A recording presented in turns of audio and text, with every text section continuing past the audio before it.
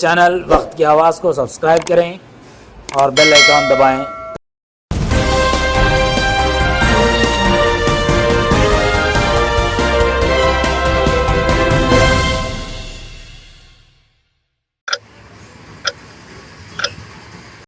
ناظرین، وقت کی آواز چینل میں آپ کا استقبال ہے۔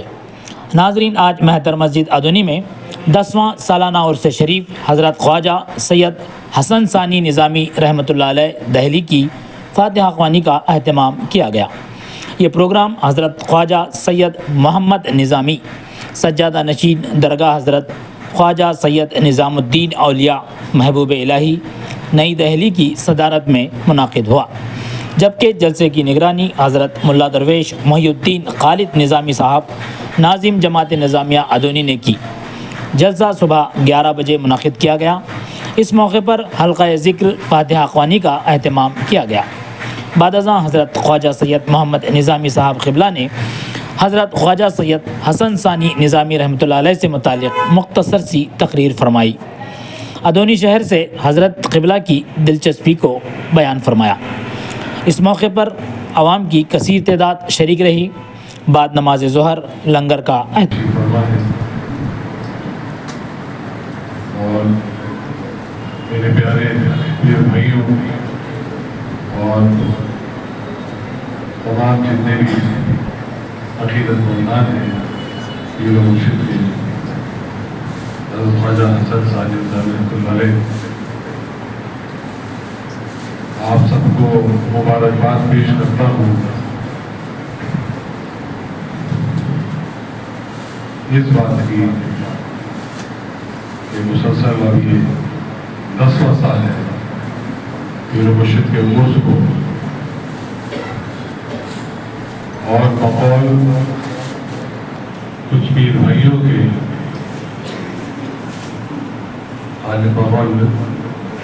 خالد نظامی صاحب اور دیگر پیر بھائیوں کے یہ پیر و مرشد نے اپنی زندگی میں فرمایا کہ کبھی دوران سفر اگر اللہ تعالیٰ بلا لے، مجھے بلاوا آ جائے، تو میری آرام گاہ ادونی کو ہی بنانا، کیونکہ مجھے ادونی سے محبت بھرے دلوں کی خوشبو آتی ہے۔ پورے ہندوستان کا اگر جغرافیہ بھی دیکھ لیں تو یہ شہر ادونی محبوب الہی حضرت خواجہ نظام الدین اولیاء رحمۃ اللہ علیہ کے پائن ہیں، حضور غریب نواز کے بھی پائن ہیں، اور تمام خواجگان کے پائن ہیں۔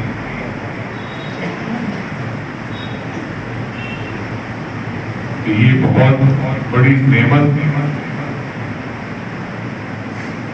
آپ لوگوں کو حاصل ہوئی ہے کہ ظاہری اور باطنی فیض آپ لوگوں کو حاصل ہے۔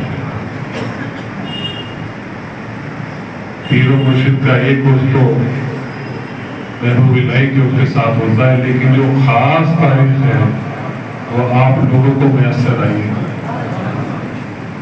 اس کو میں ظاہری اور باطنی فیض تصور کرتا ہوں، اور جو خاص توجہ آپ لوگوں کے اوپر ہے، کافی لوگ پوچھتے ہیں کہ بھئی کیا بات ہے کہ پیر و مرشد نے بھی ارشاد فرمایا کہ میری ایک آنکھ پوری دنیا کے اوپر اور ایک آنکھ صرف ادونی کے اوپر۔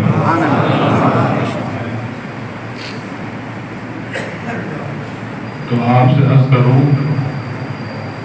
کہ ماشاءاللہ یہاں کثرت سے تعداد پیر بھائیوں کی ہے ادونی میں۔ یہاں الحمدللہ باغدار پیر بھائی بھی ہیں جن کے پاس مال و دولت ہے، اور ایسے پیر بھائی جو ہیں جو علم کے معاملے میں بڑے غنی ہیں. اہتمام کیا گیا. سب سے ایسی تعداد بھی پیر بھائیوں کی ہے جو بہت غریب غربا ہے. ہمارے پیروں مرشد کو ہمیشہ سے غریبوں کے ساتھ رہنا، ان کے ساتھ وقت گزارنا پسند تھا. اور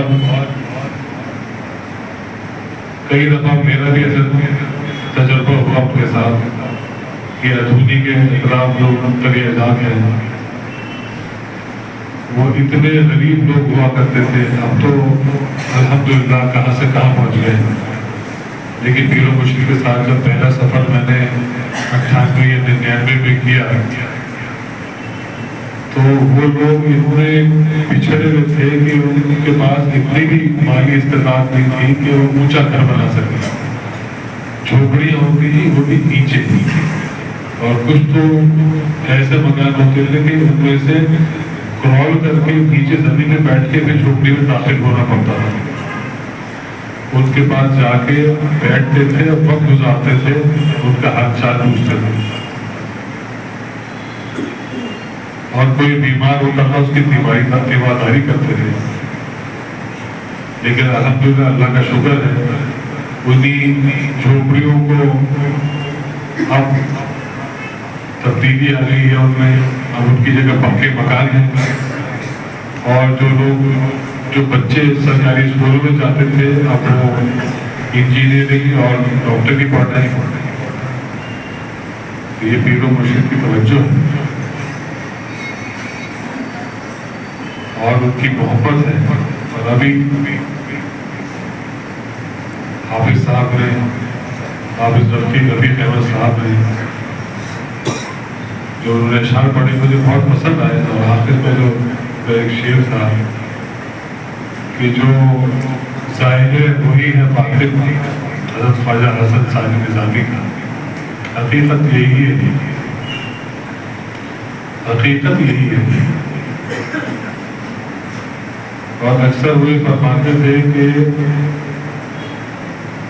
اگر انسان کا ظاہر الگ ہو باطن الگ ہو تو سب سے پہلے اس کے جو قریبی لوگ ہوتے ہیں اس کے خاندان والے وہ سب سے پہلے برگشتہ ہو جاتے ہیں.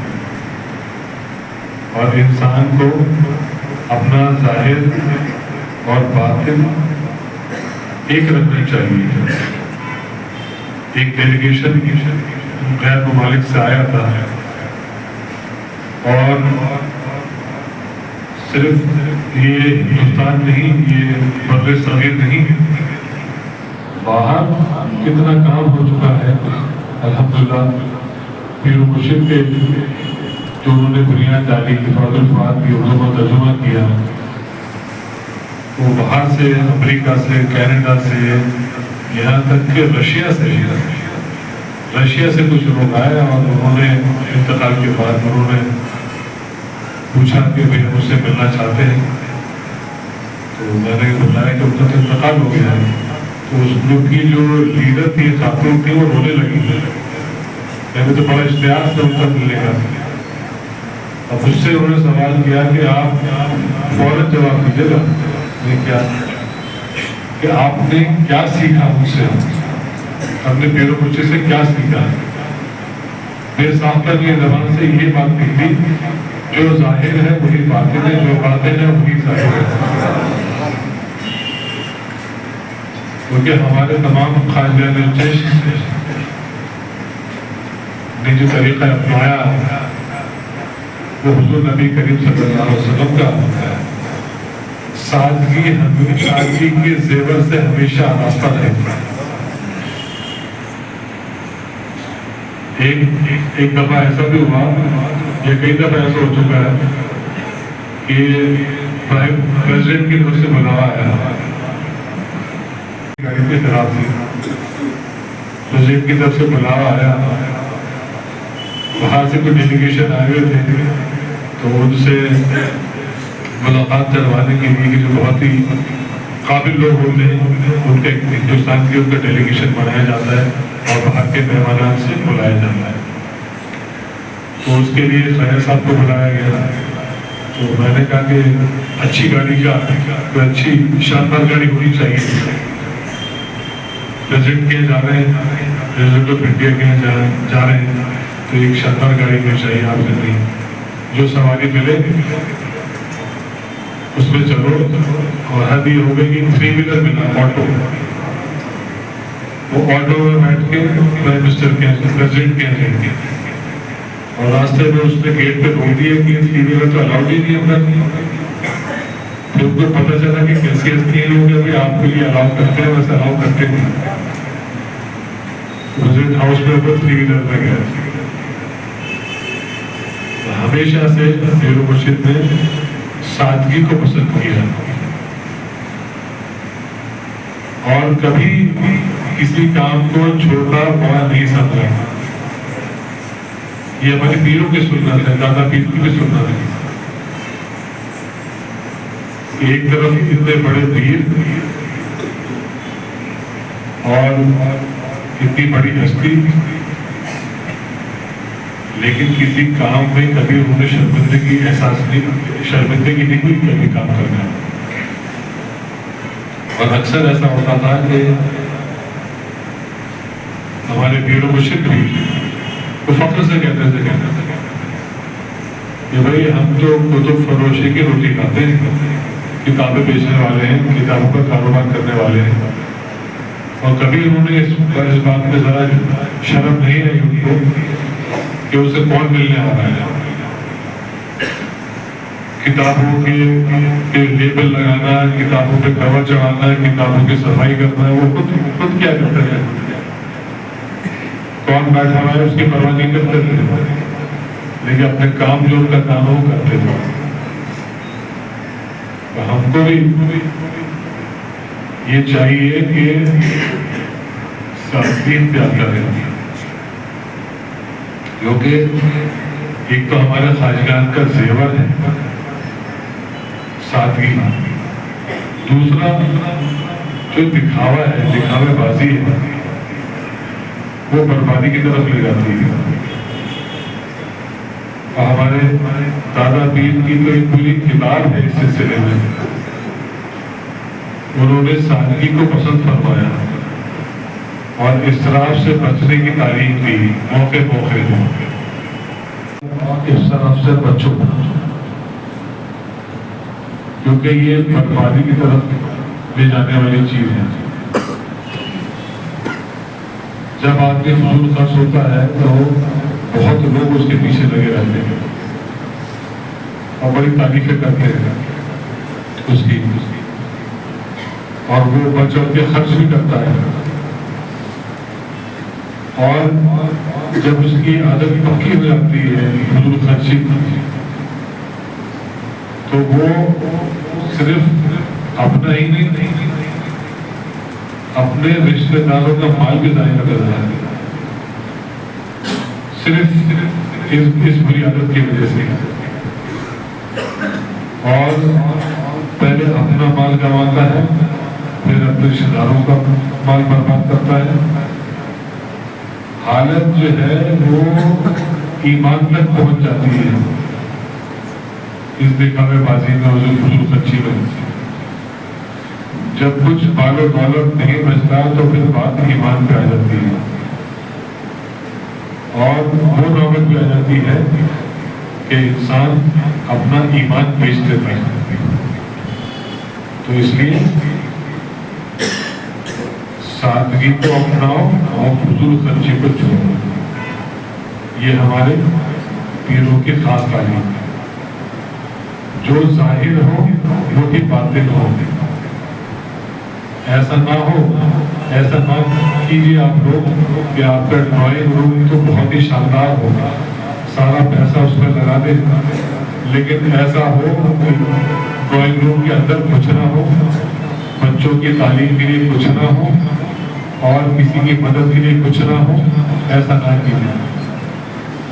بے شک ڈرائنگ روم سادہ رکھیے, لیکن جو بے حد ضروری چیزیں ہیں, تعلیم ہے, اور دیگر جو چیزیں ہیں جو ہمارے سماج کو بناتی ہیں اور اوپر اٹھاتی ہیں ان پر خرچ کیجیے، ان پہ انویسٹ کیجیے۔